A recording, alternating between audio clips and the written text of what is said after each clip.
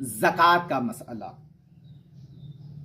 अस्सलामु अलैकुम वरहमतुल्लाहि ताला वबरकातुहू। दोस्तों, आपसे मैं अभी ज़कात का मसला बताने की कोशिश कर रहा हूँ, लिहाजा आपसे गुजारिश है कि आप हमारे यूट्यूब चैनल मौलाना आरिफ रज़ा अख्तरी को सब्सक्राइब कर दीजिए। वीडियो को ज़्यादा से ज़्यादा लाइक और शेयर कीजिए, अपने दोस्तों तक ज़रूर पहुँचाइए।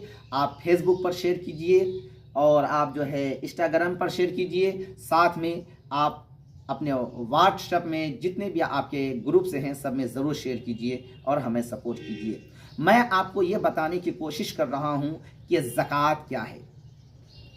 ज़कात असल में अल्लाह तबारक व तआला ने जो हमें माल हलाल दिया है,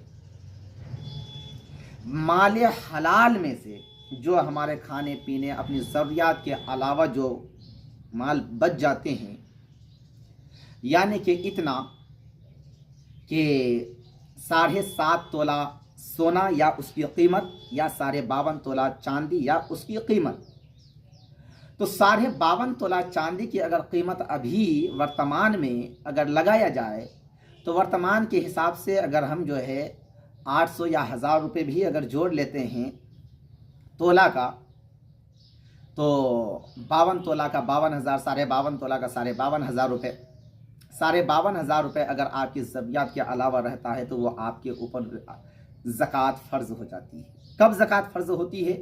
अगर उन 52,500 रुपये को आपने खर्च कहीं पे नहीं लिया और वह 52 के 52,500 रुपये आपके पास रहे या इससे ज़्यादा रहे और फिर उसका साल गुजर गया।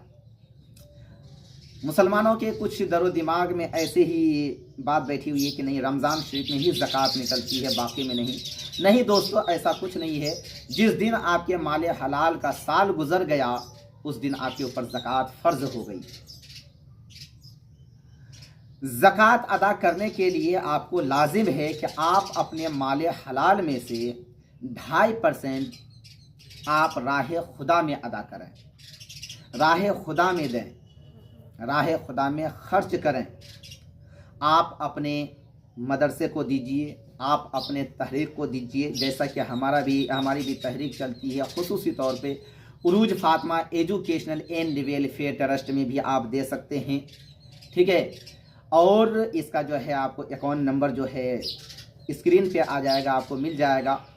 और इसके अलावा दोस्तों, गरीब आदमी हैं, यतीम हैं, बेसहारा हैं, ऐसाओं को देना आपके लिए लाजिम है।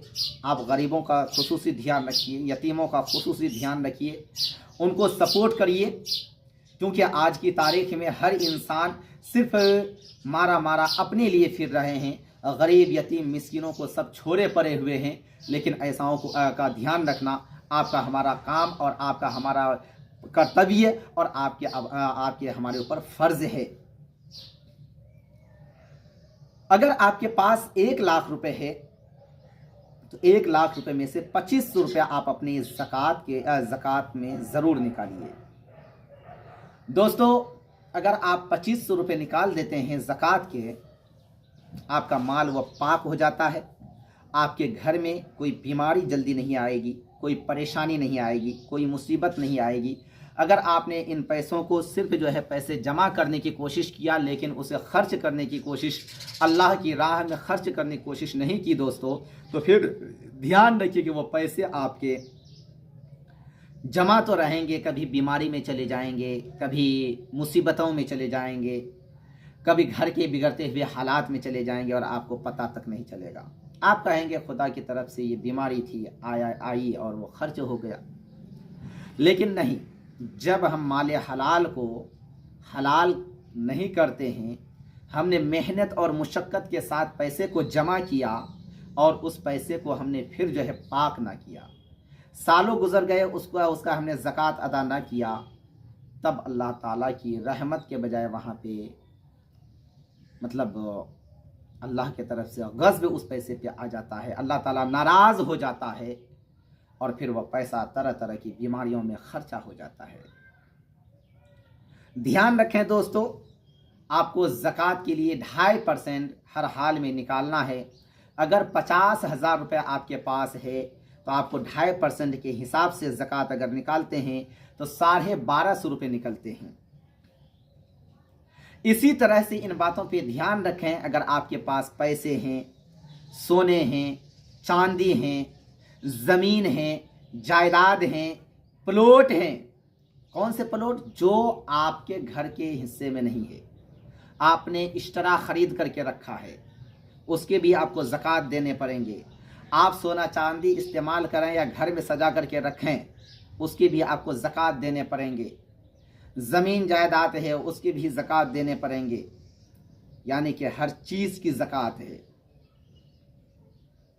लेकिन आपको समझना ज़रूरी है। नहीं समझिएगा तो फिर वो बीमारियों के नाम पे, इसके नाम पर, उसके नाम पर खर्चा होगा, आपको पता ही नहीं चलेगा।